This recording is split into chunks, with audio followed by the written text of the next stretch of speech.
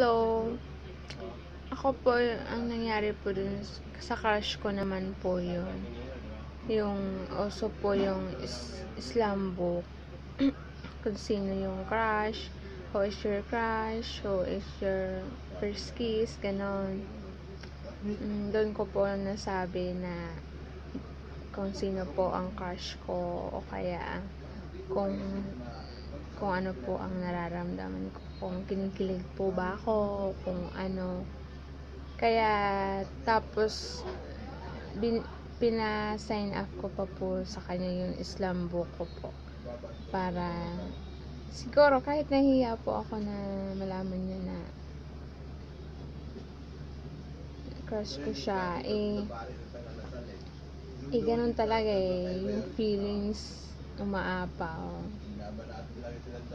Tapos di naman nag-work kasi crush lang naman iba naman na ang gusto niya, kaya yung at least nasabi ko, diba po. Thank you.